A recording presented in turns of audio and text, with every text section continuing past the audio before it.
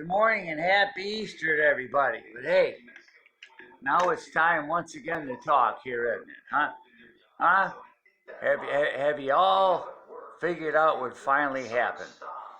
The Democrats have created what they wanted to create. Okay? We've got, even though we have all these ethnicities and all these different races in the country, we've now been split into simply two groups, black and non-black, to the point of corporate America, Major League Sports, all these cable channels wanting to shove black-only channels down your throat. All this for 13% of the population. While there's nothing, don't worry about me being Caucasian, because I guess technically then I am an Irish German American. If we're going to play the game, then let's play the game by their own rules. And I don't have an Irish German American channel to watch. I don't have, like Xfinity has the Black Experience. I don't have the Irish German American Experience, which at one point in time the Irish and the Germans were not thought of very highly in this country.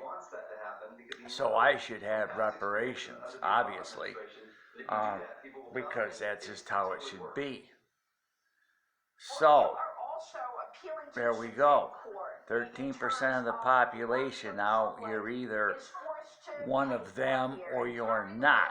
And in other words, everything else is gone. So I'm going to make you work a little bit because I'm not going to do the math. Look up your percentage of black mayors. Look up your percentage of black chief of police. Look at your percentage of black on crime, which nobody will look at. Look at the percentages and what's going on, okay? And there you go. And then thrown to this, just trying to totally be ignored, I guess the next thing, you do understand that even though the media focuses on Mexicans and people from Central America who somehow are all called Mexicans now, which they're not, is that anybody from anywhere just has to come in from the southern border. Well, I don't know. I know it's a hell of a lot harder to get into Mexico than it is to get into here. Probably not coming up the chain of Honduras and all that other stuff. Well, they call that the northern corridor for some reason, even though it's south. But anyway, there you go. And what are we going to do and what are we going to be? I don't know. For a short period of time in my life, somewhere it seemed like around the 80s, the late 70s and the 80s, somehow we all became Americans. Nobody had a hashtag. Nobody had a hyphen that they were a la blah, blah, blah. And if somebody got married, they didn't have 15 last names. They just took the name of the husband unless they were a famous person, and they just kept it on for TV purposes. But anyway, that's it for my Easter Sunday. Just remember, if not for the grace of God, we are all consumed. It's plain and simple. And now we're having all this backlash all over the country because there are states now that the legislature, who constitutionally hold the right to do whatever they want to do with a state's election, are going way out in left field, supposedly by saying you need to show an ID. Well, I'm 64 years old. You only have to be 21 to drink beer, so why am I having to show an ID to buy a beer? Pretty interesting, isn't it? I got to show an ID when I go to the doctor. I got to show an ID when I pick up my prescription drugs. And obviously, for the obvious thing becomes the obvious thing. No, you can't get food and water from people that are openly, like let's say at the last election, I'm all decked out in Trump gear. Well, I can't be handing out food and water to people and trying to say, hey man, I'm a great guy, I gave you a $50 coupon to the Outback Steakhouse, maybe you'll pull the Republican lever. No, you got poll workers to put that out. Neutral people to put out things to keep the people that are in the long line safe, secure, and well taken care of, just like I'm sure they have portable toilets out there. So anyway, I don't know what's going on with the country, but it didn't take this guy long. It didn't take the guy long at all. So if you want to go in left field, let's just say this.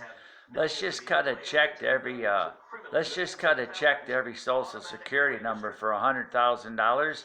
And if you happen to be in debt, you can pay off 100 grand of debt. And if you happen to live your life in a way where you don't have debt, you got $100,000 to stimulate the economy and get off all these multi-trillion-dollar things and Dr. Fauci, and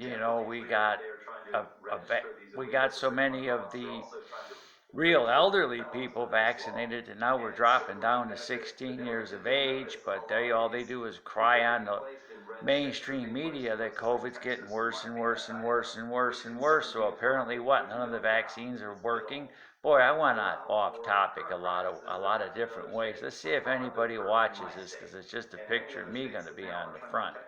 But we are talking about the black experience, and I don't know, why don't you ask LeBron James how rough it is to be black in America? Why don't you ask Michael Strahan? Why don't you ask Senator Tim Scott? Why don't you ask these people that why don't you ask Jay-Z's and the Queen Bee how hard it is to be black in America, okay? Other than that, it's hard to be poor no matter who you are. And we have plenty of poor. And if we want to go and steer off and go into the economy, if small business is really the job engine of the United States, then we're in big trouble, because every time they talk about taxes or a bill, they talk about people making $400,000 a year. And the last time I checked, the lowest paid Americans in the workforce generally work for what? Small business, because small business doesn't even have the resource to offer them health care, let alone a decent wage. So if that's truly our job engine, and that's truly the people that are paying the taxes for the backbone of this country, somebody just needs to wake up and cry out to the Lord Jesus Christ for forgiveness and all these millions and millions and millions of lives and babies that we've slaughtered and killed and thrown in the landfill. I'm out.